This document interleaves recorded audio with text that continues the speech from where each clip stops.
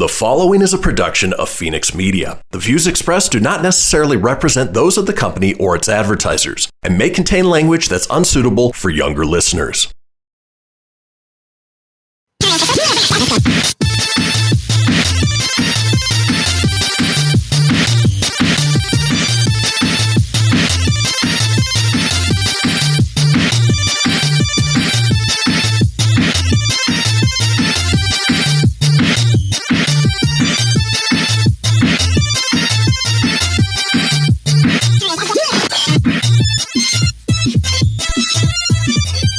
Hello, everybody, and welcome to another brand new episode of the Proton Pack podcast.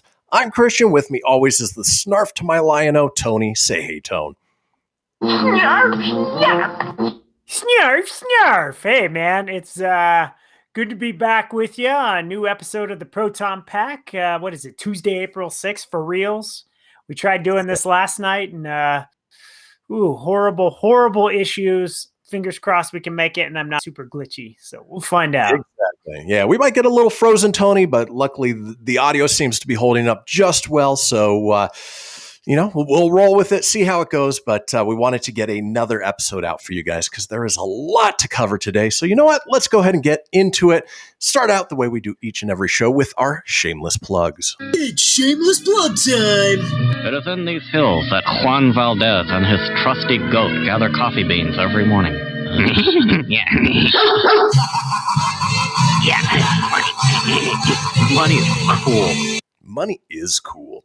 It's great.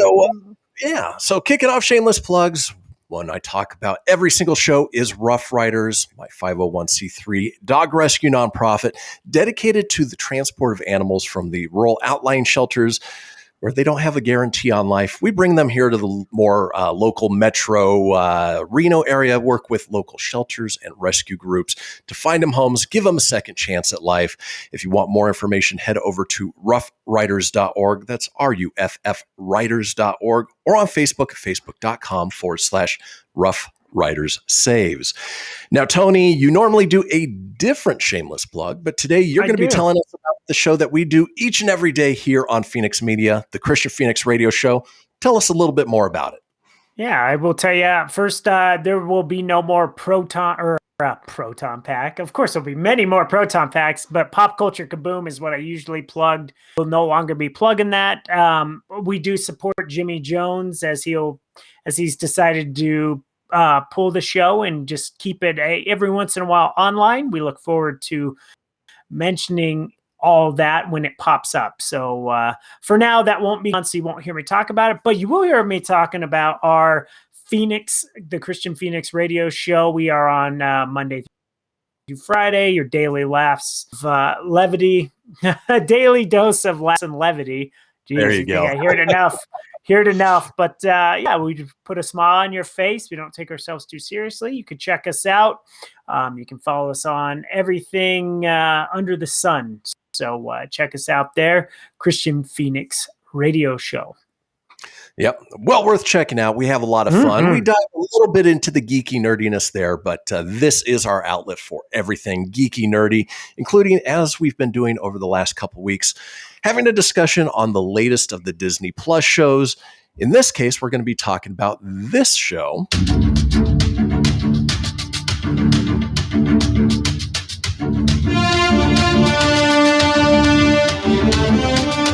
Yes, the Falcon and the Winter Soldier. We're 3 episodes in at this point. It is a 6-episode run, about 6 hours total. And, it's right on par with everything that Marvel is putting out. Unlike WandaVision, at least for me, where WandaVision unfolded sort of the backstory very slowly. They took the first episode of Falcon and Winter Soldier to really explain everything that had happened in Sam's life, in Bucky's life, where they're at right now. And then from episode 2 on, it has been nothing but go, go, go. It's been, great action, great story. It's awesome to see the little Easter eggs and the things that may or may not be coming to the Marvel Cinematic Universe based on the little things. And then, of course, we get the return of Baron Zemo, who is just a wonderful. I love what Marvel does with their bad guys. Their bad guys have motivations more than just wanting to conquer the world. Baron Zemo doesn't want any superpowered beings to exist. So they recruit his help, spoiler alert, to help them out. But in the meantime, just a wonderful storyline. So much fun to watch. Very much in the vein of Civil War or The Winter Soldier. I've been enjoying the hell out of it. What's your take then so far, Tone?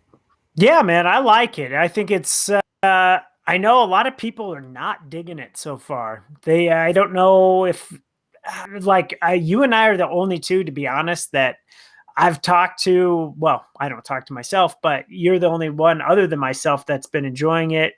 Jimmy wasn't a big fan of it so far.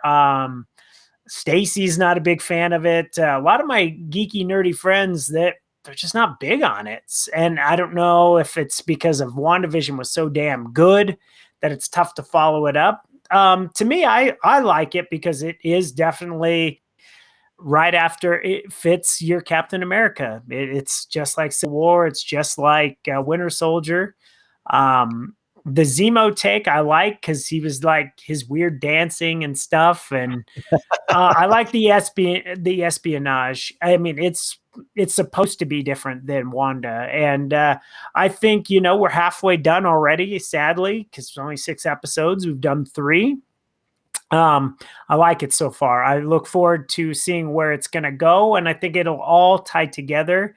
It's taken me some getting used to the John Walker as the Captain America, but we all know what's coming. I mean, if you're a fan of the comic books, you know what's going to happen. And with all that being said, I'm enjoying the ride so far. I look forward to it every week, but it is a bummer that a lot of our friends are just they're not really feeling it. Well, and it is very different. WandaVision was very fantastical and magical. This is definitely more grounded, more espionage. But I mean, it's hard to argue that the action scenes are some of the best that Marvel's ever put out, especially for a TV show. Right. I think it's awesome. I mean, it's Marvel. What do you want? Well, and not only that, but there are so many little Easter eggs that if you are as geeky and nerdy as we are, you see them go to the country of Madripoor, and all of a sudden, the hairs on your arms start standing up on end because what's that involve? Wolverine, X-Men. It's always a little dance there, man. Exactly. Well, folks, that does it for our discussion of Falcon Winter Soldier. That was quick. It goes by so quick. Well, we are headed into our break. When we come back, we're going to talk TV news, so don't go anywhere. We'll be right back.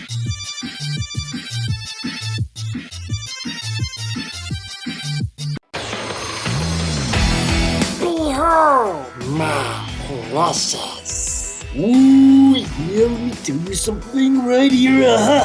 It's the Loot Crate subscription box, full of exclusive loot, fun surprises delivered to your door every month. Just pick up your favorite geeky genre, Daddy. From the original Loot Crate, the Loot Crate DX collectible boxes, dude! Cowabunga! To the Loot Gaming video game box. Woohoo! Yee-hoo! Box. What's with kids today, huh? Wowzers! With crates starting as low as $11.99 per month, there's a box just about for all collectors. To get your geek on, head over to phoenixmedia.us/Loot Crate and claim your exclusive offer. That's FENIX media.us/Loot Crate. Great Scott! Snap into a Loot Crate, dig it? Welcome to Calvin's Barbershop. You all gotta see this. I don't even want to know what you're looking at on that phone. Well, you should. I was learning about the dangers of high blood pressure and that we need to get ours checked regularly. High blood pressure can increase the risk of heart attack or stroke, but this text program can help keep it at a healthy range. Just text Barbershop to 97779 to sign up. I'll get right on it as soon as I'm done with this baby panda video. Text Barbershop to 97779. A message from the American Heart Association and the Ad Council. Allison is perfect. I mean, she'd never tell you that. She's humble and perfect. She likes everyone. She even likes her untidy roommate's weird guinea pig. Allison, wait, are you texting and driving? Allison, no. That's the exact opposite of what I was just saying about you. Why, Allison? Why? Texting and driving makes good people look bad. Visit StopTextStopWrecks.org. Brought to you by the National Highway Traffic Safety Administration and the Ad Council. I'm Paul George of the Indiana Pacers. When I was 6, my days were spent playing basketball. When I was 6, my dream was to make it to the NBA. When I was 6, my mom had a stroke. So I want you to learn to spot a stroke fast. F-A-S-T. F, face drooping. A, arm weakness. S, speech difficulty.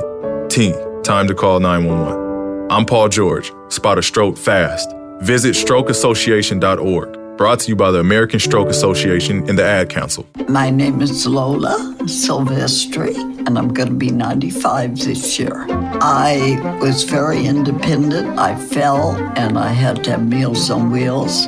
America, let's do lunch.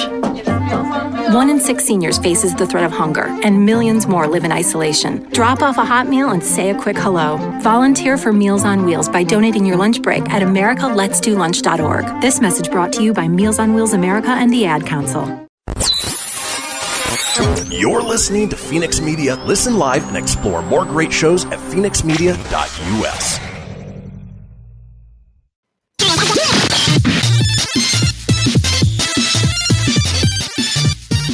Welcome back, folks, to the Proton Pack podcast. I'm Kristian, here with my co-host, Tony.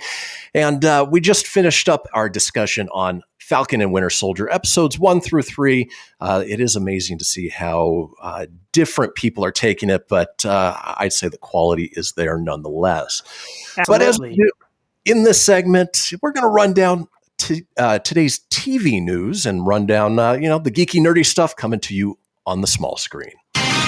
Bazinga! The cream of the crop! Hey, baby.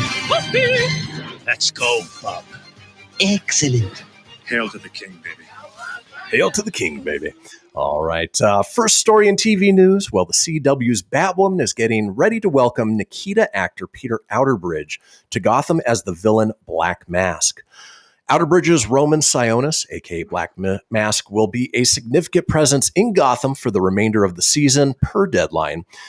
Sionis is a pragmatic and charismatic CEO who plays the White Knight against Gotham's corrupt systems. As Black Mask, an evil mastermind with a deep hatred of the Crows and masked vigilantes, he is willing to tear down Gotham to enact his revenge. Also set to join the show is Wallace Day as an altered version of Kate Kane. At the end of the latest episode of Batwoman, Kate Kane was discovered to still be alive, but unrecognizable due to severe injuries sustained in the plane crash.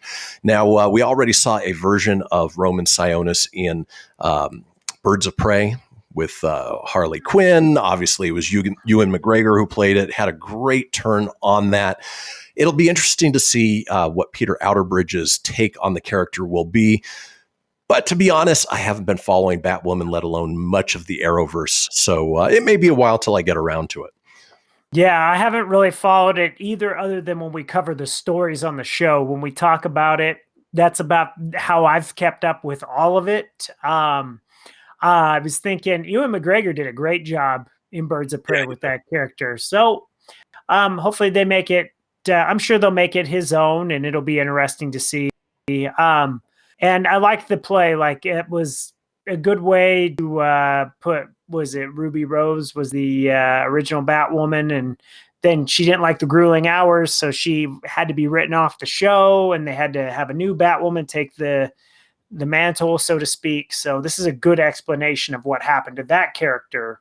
Is, hey, she was in a plane wreck, she does not recognize, which is a perfect way for a storyline to explain a different character. It's not like they just went Aunt Viv, right? They didn't just say, but it is what it is. Yeah. A soap opera way to explain, a new actor playing a character, oh, they underwent surgery. They look completely different now, but it's the same character, I promise.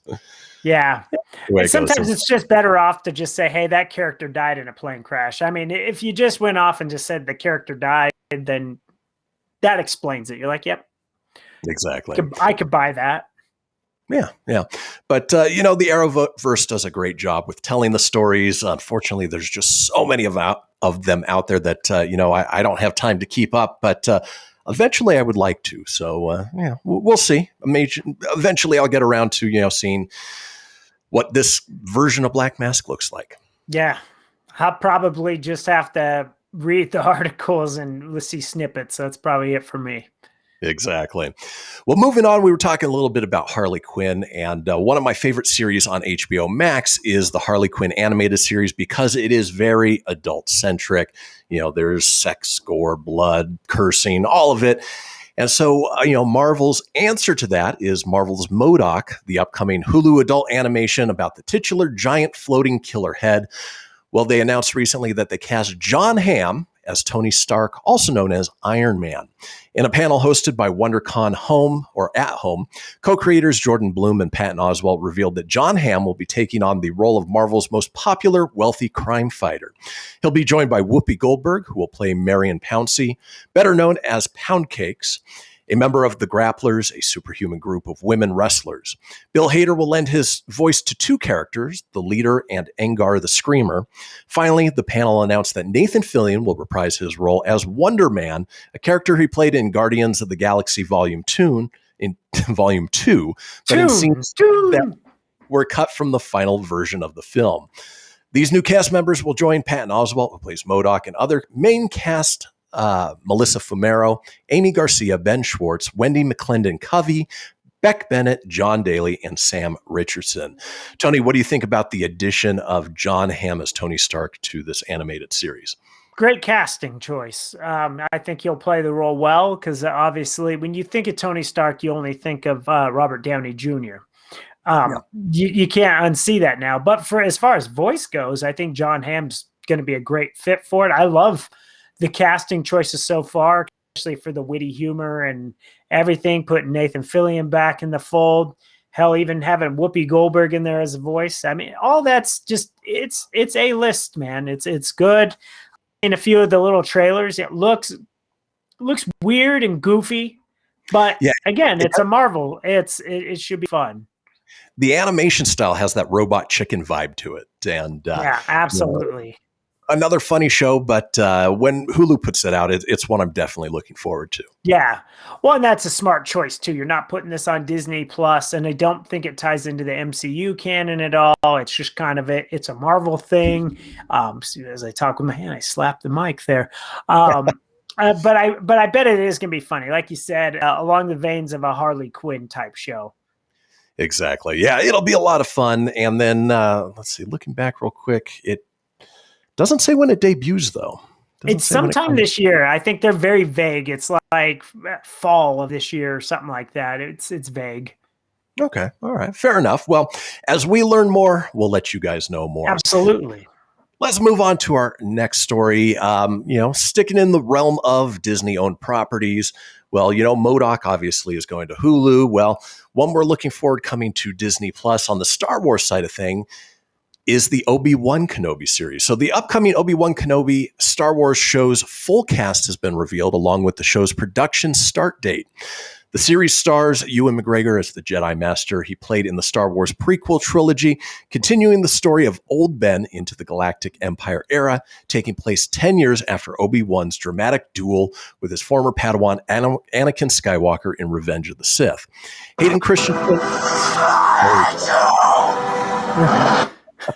Hayden Christensen also returns in the series, not as Anakin Skywalker, but as Darth Vader, Lord of the Sith, who Anakin became after his fall to the dark side of the Force. The series begins filming in April. The series also stars Moses Ingram, Joel Edgerton, Bonnie P.S., Kumail Nanjiani, Indira Varma, Rupert Friend, O'Shea Jackson Jr., Sung Kang, Simone Kessel, and Benny Safdie. Deborah Chow, who directed 2 episodes of The Mandalorian, directs this special event series. And, definitely looking forward to the return.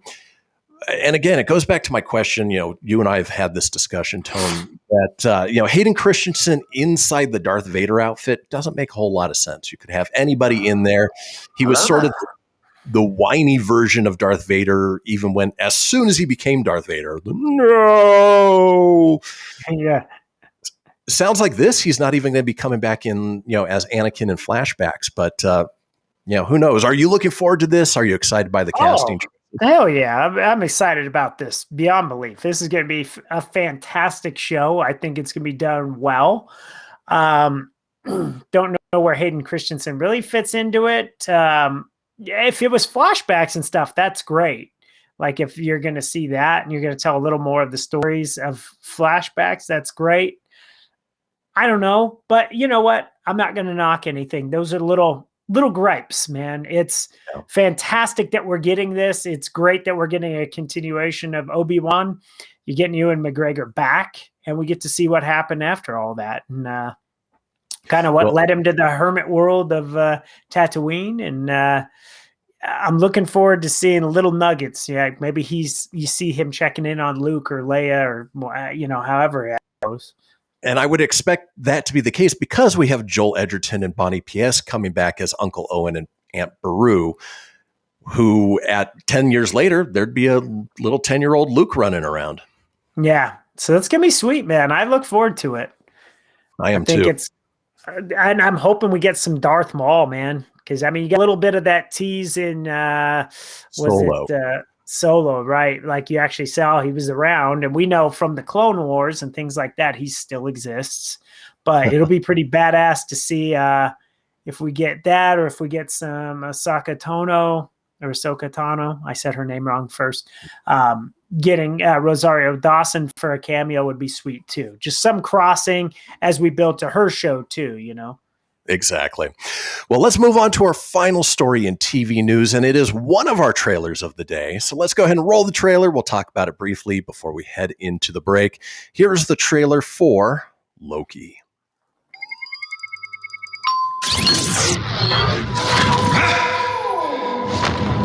I know what this place is.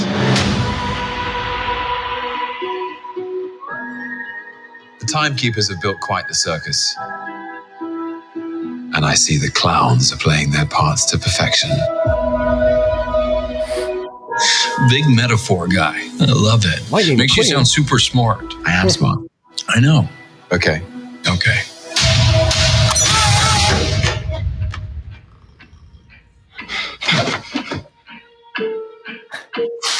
Please sign to verify this is everything you've ever said. This is absurd. Sign this too.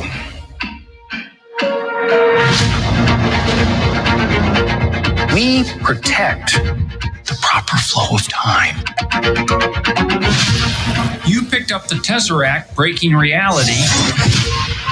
I want you to help us fix it. Why me? I need your unique Loki perspective. Do I get a weapon? Yeah.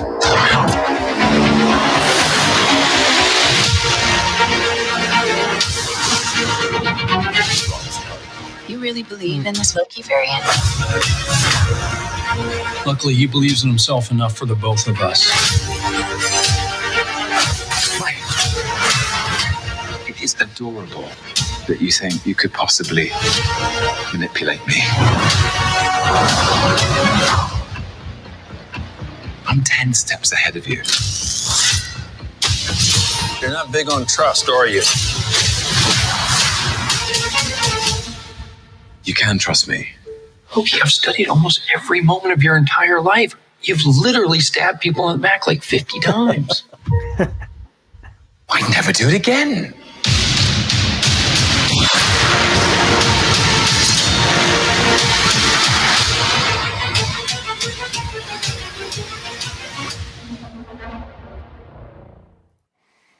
Thanks, Joe Blow, for popping up at the end there, huh? I know, right? What a damn Joe Blow. Ruining it. But Loki coming June 11th looks so good. This is the second official trailer for it. Damn good. That trailer, man. And is that Black Widow? Who knows? Find out. We'll see. But I love the idea of Loki as a anti-hero trying to right the wrongs. And, it has that perfect mix of Loki humor. The addition of Owen Wilson is wonderful. And then just sort of the timekeeper's office makes you think of like a cubicle type office, which is a hilarious way to look at that. Oh, absolutely. Oof. That looks good. See, I think, that's what people were expecting after like a Wanda, was something like that. But hey, it's Marvel. I'm excited. It's MCU canon. All good, man. 2 months away. So folks, we are headed into our break. When we come back, we're talking TV news. Don't go anywhere. Most of my family, they never graduated high school, so I'm trying to break that barrier. My daughter, Brooklyn, was also a motivation for me to go back to school. Every day after work, went straight to school, and it paid off. At age 26, Kareem finished his high school diploma. I could not have done it alone. I see the future is really bright for me. No one gets a diploma alone. If you're thinking of finishing your high school diploma, you have help. Find free adult education classes near you at finishyourdiploma.org. Brought to you by the Dollar General Literacy Foundation and the Ad Council. So I'm a cat, and I just moved in with this new human, and she's got this little toy she's always playing with, all day long. Tap, tap, tap, tap, bloop, bloop. She can't put it down. There it is. Oh, and get this. She even talks to it. Last week, she asked it for Chinese, and guess what? Egg rolls showed up. Like magic. Humans have cool toys. A person is the best thing to happen to a shelter pet. Be that person. Adopt. Brought to you by the Ad Council and the ShelterPetProject.org. What if I told you that a tornado was going to happen tomorrow, right where you live? That it would touch down at exactly 3:17 p.m., and I told you the exact path it would take. You would, of course, prepare. You would talk with your loved ones, and you'd make a plan today. It's true, I can't tell you a tornado will strike tomorrow, but shouldn't you have a plan anyway? Go to ready.gov/communicate and make your emergency plan today. Don't wait. Communicate. Brought to you by FEMA and the Ad Council. I spend a lot of time in the backyard, and I'm the center of attention at summer barbecues. In '96, I made some of the tastiest s'mores. And in '09, it was me, your backyard fire pit, that accidentally started a wildfire when a summer breeze carried one of my embers into some dry brush. Spark a change, not a wildfire. Visit SmokeyBear.com, brought to you by the U.S. Forest Service, your state forester, and the Ad Council. Only you can prevent wildfires. My name is Lola Silvestri, and I'm going to be 95 this year. I was very independent. I fell, and I had to have Meals on Wheels. America, let's do lunch. 1 in 6 seniors faces the threat of hunger, and millions more live in isolation. Drop off a hot meal and say a quick hello. Volunteer for Meals on Wheels by donating your lunch break at americaletsdolunch.org. This message brought to you by Meals on Wheels America and the Ad Council. Hey everyone, let's all stop what we're doing and take a moment. You see, every moment can be kind of special. But they can be loud moments, goofy moments, dorky moments, it doesn't matter. Because every time dads like us take a moment like that to spend with our kids, well, it's pretty momentous. So let's take a moment to make a moment. Call 877-4DAD-411 or visit fatherhood.gov. Brought to you by the U.S. Department of Health and Human Services and the Ad Council. You're listening to Fenix Media. Listen live and explore more great shows at phoenixmedia.us.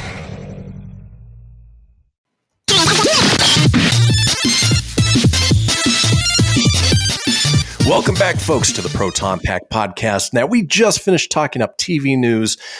Now it's time to get into the movie news. And as we do each and every show, let's run down this last weekend's box office report.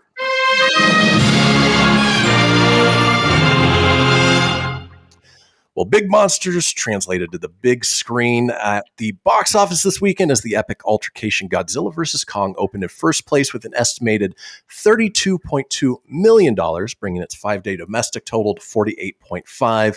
So great to see big money coming back to the movie theaters. You know, these are numbers that, we were seeing before the whole coronavirus lockdown. And imagine how much bigger it would have been if everything was open to full capacity. So it is nice that all of that is coming back. Tony, I know you haven't seen Godzilla vs. Kong yet. You're waiting to watch Skull Island and King of Monsters, but the theater is the place to see it. Just big action. That's where I'll watch it for sure. I was going to see it yesterday, but after talking with you and not seeing King of Monsters and Skull Island, I was like, yeah, maybe I'll watch those first. Because I did watch the first Godzilla with Elizabeth Olsen and Aaron Johnson. So, and that only plays I did watch that one. It plays a small part into this movie, but the other two movies are really what you need to see in order to understand a little bit more about what's happening in this one. Gotcha. So in second place was The Unholy. Brand new movie opened up with $3.2 million, so almost 10% of what Godzilla. It has Negan in it. It's produced by Sam Raimi. It is a PG-13 horror movie that I may catch it if it's on one of the streaming services, but that's really about it. PG-13, it ain't going to scare the crap out of you. It's going to be creepy and maybe give you a little bit of the heebie-jeebies, but nothing that's going to be like, whoa, like at the end, right? Not that many movies do that. Horror is a tough genre. It's a very tough genre to get it just right. Yeah. In third place was the R-rated action movie Nobody, brought in $3.7 million. It's the John Wick style thriller with Better Call Saul actor Bob Odenkirk. Looks good. Looks like a fun ride. That might be one worth going to the movies to see. I think so. I put that as a matinee so-so for sure, as the old pop culture kaboom rating used to be. In fourth place, the Disney animated feature Ryan the Last Dragon brought in another $2.05 million, bringing its worldwide total to $4.2 million, and so much more, I'm sure, with the premiere access. Yeah, I definitely want to see that one. It does look pretty good. Yeah. And then hanging in the top 5 is the Warner Brothers half cartoon comedy Tom and Jerry, brought in another $1.4 million, bringing its worldwide total, to $93.5 million. And it's made back its money. No desire really to see it.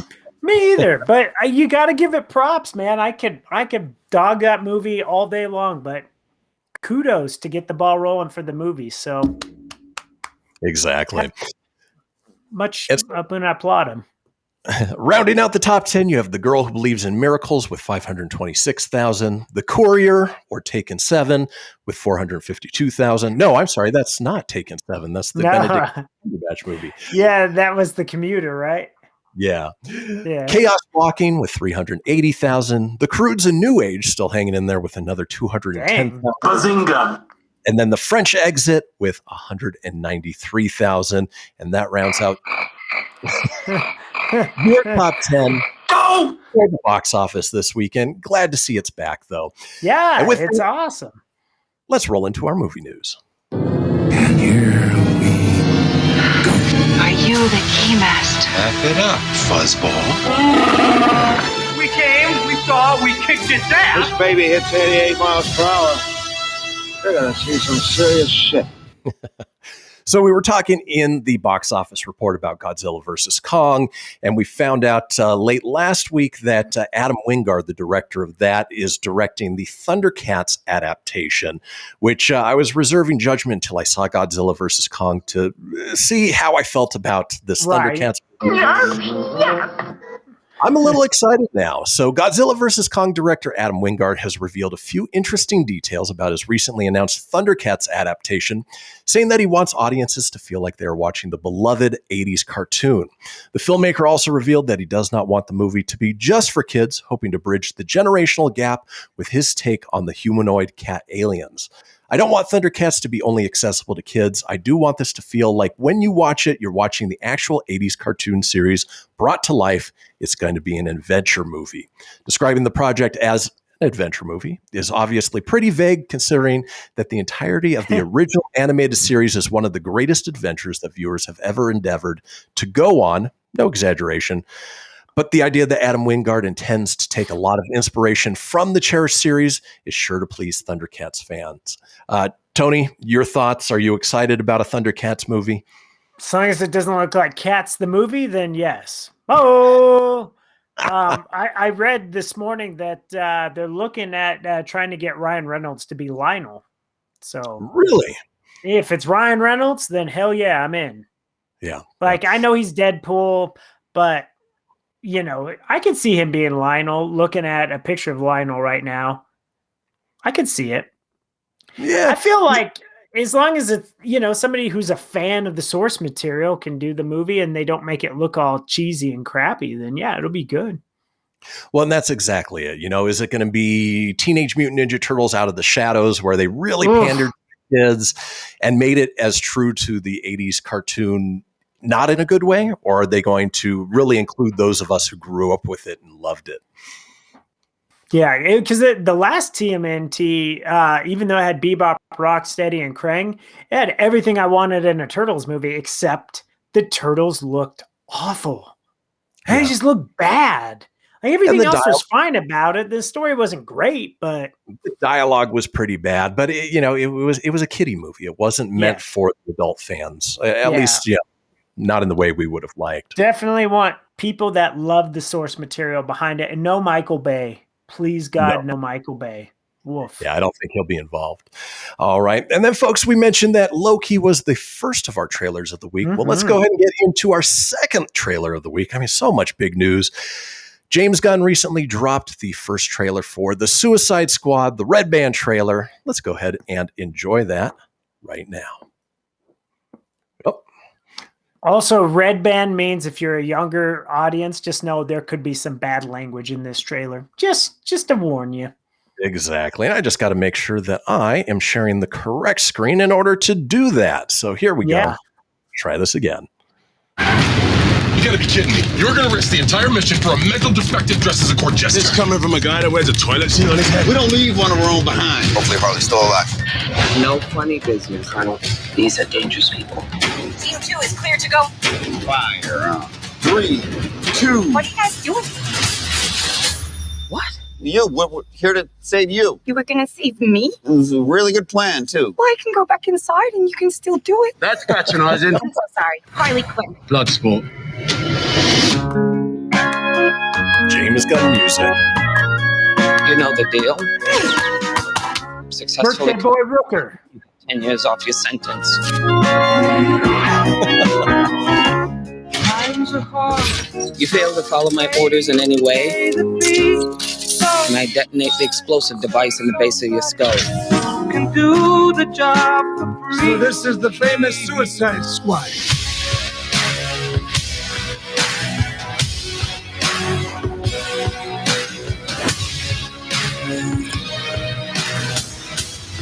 Nom nom. Any questions? And Yes, that is your hand. Very good. we're all gonna die. I hope so. Oh, for fuck's sake. Here's the deal. We fail the mission, you die. If we find out any information you give us is false, you die. If we find out you have personalized license plates, you die. What? No. If you cough without covering your mouth. Harley, although that isn't an open invitation for you to cough without covering your mouth. What's the plan? How the hell am I supposed to know? You're the leader. You're supposed to be decisive. And I've decided that you should eat a big bag of dicks. If this whole beach was completely covered in dicks, and somebody said I'd eat every dick until the beach was clean for liberty, I would say no problemo. Why would someone put penises all over the beach? Who knows why madmen do what they do?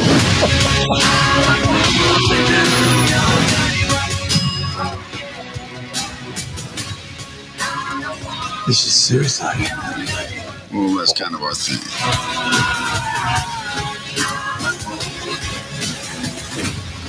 Don't you worry, I'm gonna get you out of here alive. I'm going to get you out of here alive.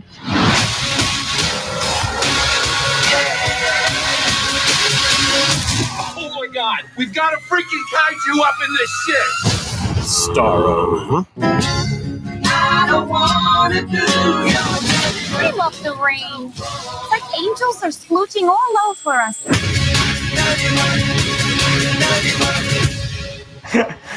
Oh, man. Oh, that looks so good. It looks...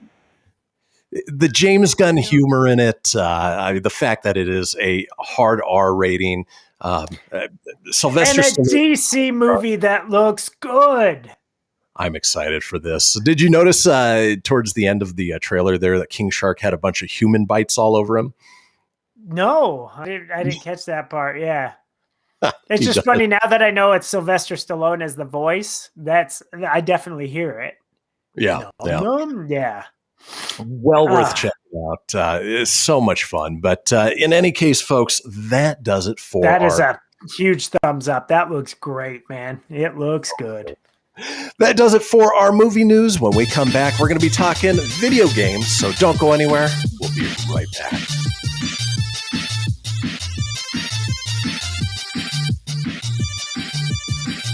Dear John, I'm leaving.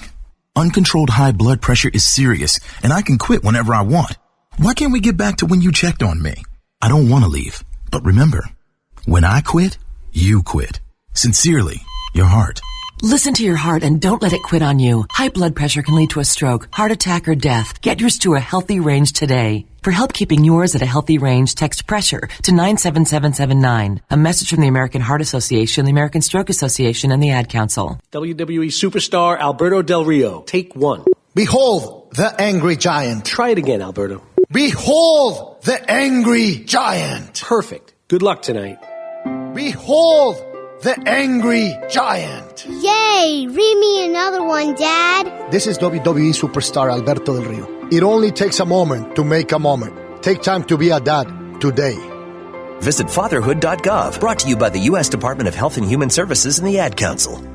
It may be hard to believe, but people just like you are already saving money. FeedThePig.org makes it easy. Their simple savings plan teaches you how to start saving without going overboard, so you don't need to sell all your belongings and live in a commune. These dungarees belong to all of us now, Tom. You don't need to get a second job as a stuntman. We need a new stuntman! You just need FeedThePig.org. Don't get left behind. Get tips and tools at FeedThePig.org. Brought to you by the American Institute of CPAs and the Ad Council.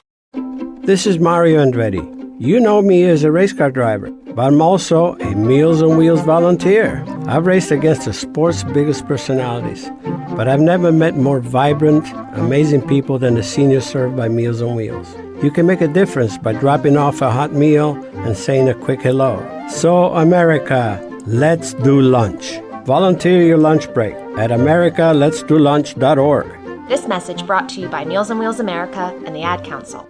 People been saying to your friend, get a different face, and posting on their feed, they're super ugly. The things they say to them online are cruel and they're not true. So tell your friend, I'll stand up for you. Don't worry, I know what to do. Know someone being bullied online? You can be a witness and make a difference by letting the world know it isn't cool and by letting your friend know you care. Learn more at eyewitnessbullying.org. Brought to you by the Ad Council. Hope you enjoyed your meal. And I just want to say, he's lucky to have a brother like you. Lucky? Caring for my brother is far from easy. But he's a part of me, like my arms and legs, so I'll be his. No time for tired. Nothing can disable this love. He needs me, but I'm the lucky one, even though I need help now and then. If you're caring for a loved one, visit aarp.org/caregiving for care guides and community. Support for your strength. Brought to you by AARP and the Ad Council. You're listening to Fenix Media. Listen live and explore more great shows at phoenixmedia.us.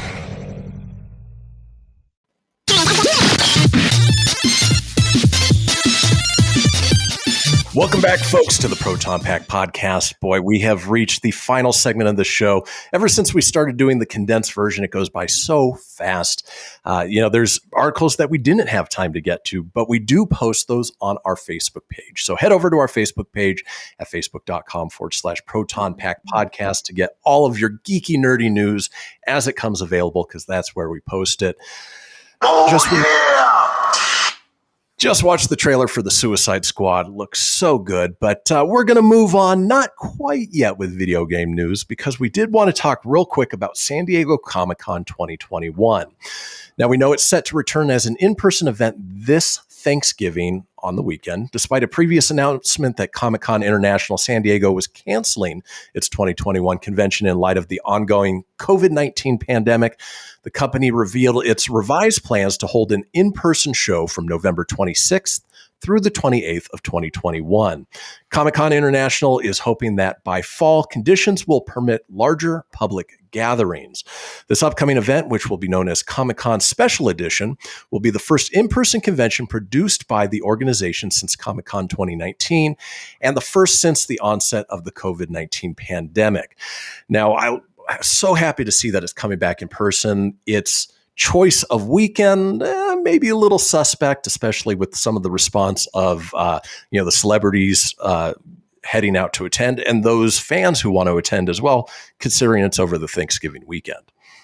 Yeah, that's going to be tough for a lot of people to do, but nonetheless, I'm happy that we're getting back. There's some normalcy. That's not a word, but we're going back to some normal things here, and that's good. It'll be back to, I think, to its normal July slot by 2022. But hey, go. man, this is a lot better than last year's. And are they canceling that Comic-Con at home in July?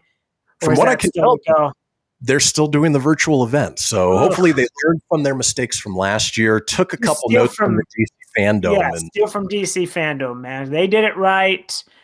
Because last year's was god awful. Yeah. So it was bad. Yeah, I'm going to sit back. I'll probably watch a little bit of that, but then, hopefully 2022 July, if all works out well, maybe you and I will be attending it, Tone. Which would I hope so, man. It's been a long time. 2014 was the last one you and I went to. Yeah, it's been a while, but you know what?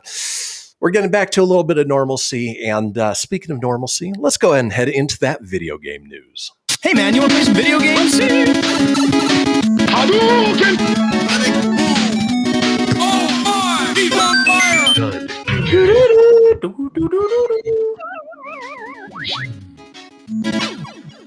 So we're just talking about San Diego Comic-Con, which is probably one of the biggest pop culture events out there. Well, runner-up, I would say, in a close second is E3. Well, following a report which said that the Entertainment Software Association has been considering locking elements of this year's online E3 event behind a paywall, the organization has declared that the show will be a free event for all attendees, which is great news. The ESA announced in February that this year's E3 will be entirely digital because of the ongoing COVID-19 pandemic. The online event will feature multiple keynote sessions, an award show, a preview night, and separate streams from individual publishers, influencers, and others, with media previews and streamable demos available during the week leading up to it, similar to the pre-show press events held by major publishers during conventional E3 shows. A report published by VGC said that multiple sources told it that the ESA was looking at charging for access to some parts of the event. The site said that a major games company it spoke to was critical of the idea and that a firm decision had not yet been made. Then, very shortly after the report went live, the ESA tweeted that the online show will be free for everyone, which is a good thing. Obviously people can't attend in person.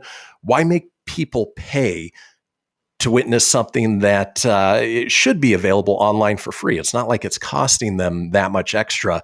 And in fact, they're probably saving money by doing it digitally.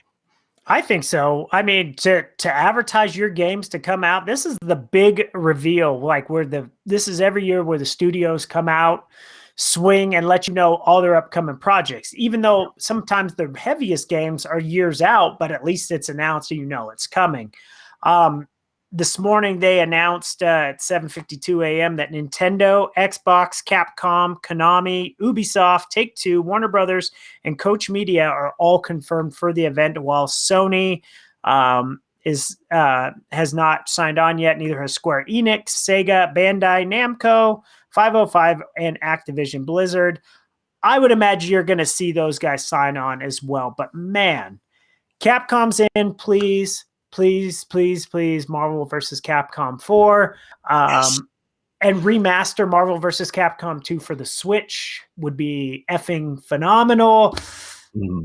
I would buy those over and over. I want to replay those games. I want to replay Marvel vs. Capcom 2 the way it was on the Dreamcast, where you had to unlock all the characters.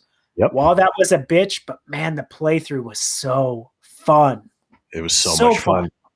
And I think we're going to see some really big announcements. Obviously, last year, the big thing was, getting the next gen consoles out and, some of the launch titles, which, that's their big focus. Now the focus is on games and quality and moving, those goalposts forward. And just like you, I'm hoping and praying for a Marvel vs. Capcom 4 because we need one. We do. And you can even do it in the vein. I mean, you look at something like the announcement from Teenage Ninja Turtles, Shredder's Revenge, just the nostalgia feel. Yeah, it's new, but it has that nostalgia feel. I kind of feel Marvel vs. Capcom could go back to that. With Nintendo, I'm anticipating we're going to get a Legend of Zelda 35th anniversary announcement. I'm hoping for a Metroid announcement. Good stuff there. I don't think you'll get too much more Mario stuff. I'd like a Mario Galaxy 2. Yeah. on a download, I'd like to see some new stuff come to Nintendo Online. I'd like to, where's the Nintendo 64? Where's, maybe they do away with all these free Nintendo games and maybe they do a eShop where you can buy the Nintendo games. I don't know. I don't know where their best revenue is going to be. Preferably, I like what they do, but their updates are kind of few and far between, and they're kind of scraping. I'd like some partnerships with like Konami. Give us Turtles in Time on the Switch. Top Gun, Streets, yes. Blades of Steel. Yeah, good game. One quiet under the radar game they released on the Switch, Sunset Riders. It's $7. $7, fun old arcade game, dude. Under the radar, release on the Nintendo Switch. $7. I suggest picking it up. Yeah, it was a great arcade game, man. It was fun. Yeah. Well, let's keep moving on. Tony, do you still own a PS3, a PSP, or a PlayStation Vita? Negative, and negative.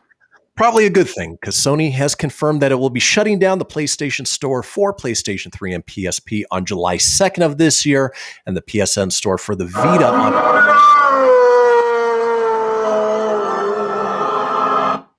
August 27th. This is according to an email sent out to PlayStation customers, including IGN staffers. According to PlayStation support blog, customers will still be able to re-download and play previously purchased games and video and still redeem games at the PlayStation Plus with PlayStation Plus vouchers. So buy them while you can, because they won't be there much longer. Yeah. I don't know anyone that has a PS3. I mean, we're on PS5 now. I have a PS4. I did have a PSP at one point, and I did have a PS3 at one point. Never a PS Vita, though. Yeah, probably more with the handhelds, but just know that your time is running out. And speaking of time running out, let's hit our last story here real quick.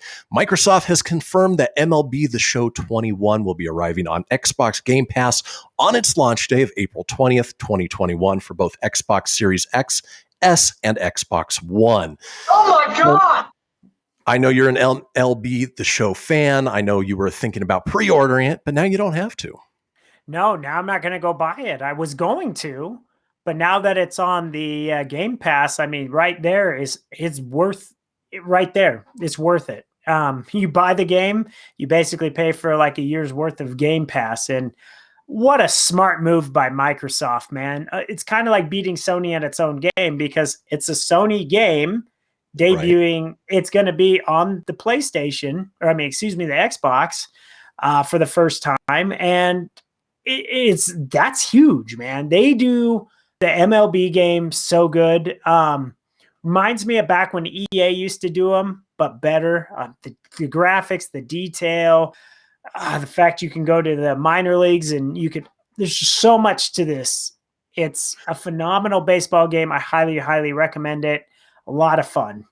And when it comes out, Tone, we'll have to get your review of it. But, I cannot wait, man. Cannot wait. Folks, that does it for another episode of the Proton Pack podcast. Join us next week for another brand new episode. It goes by so fast, but be sure to follow us on Facebook at facebook.com/Proton Pack podcast. Also on Instagram and Twitter as well. Until next week, everybody, we'll see you then. See ya. Hasta la vista, baby. That's it, man. Game over, man. It's game over. Woo! Yowie wowie. Mommy, where's Fluffy? Goodbye.